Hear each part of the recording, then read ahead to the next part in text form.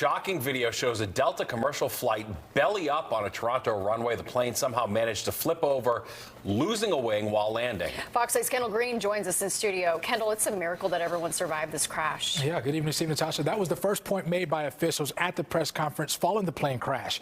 Of the 80 passengers on board, 19 were sent to the hospital, but that doesn't overshadow the shocking images of that plane lying belly up on the runway.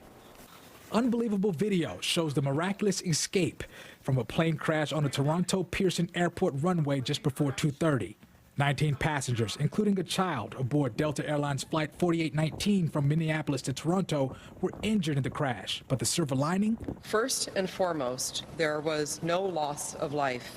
And this is in due part to our heroic and trained professionals, our first responders at the airport. While it's still too early to determine what caused the plane to flip upside down, experts predict somehow weather from a winter storm in Toronto played a part, as officials in Canada share wind gusts reached nearly 40 miles an hour.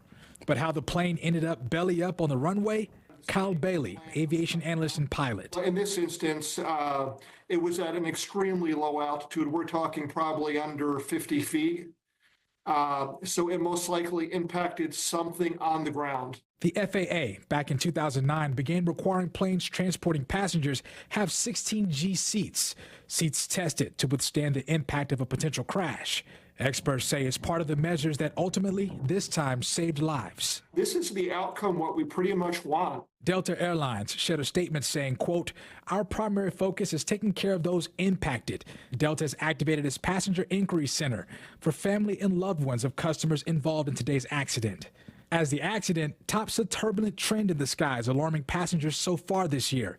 Last month, 67 people died after a collision between a plane and a Black Hawk helicopter in D.C. Just days after that deadly incident, a fiery plane crash in Philly. And now this in Toronto. Clearly something went wrong, and it's likely, based on very preliminary information, that it had to do with the weather and the piloting close to the ground at a critical time, which is the landing. Now, 3 runways will reopen at the airport early this evening. 2 runways will remain closed, a part of the investigation through the next several days.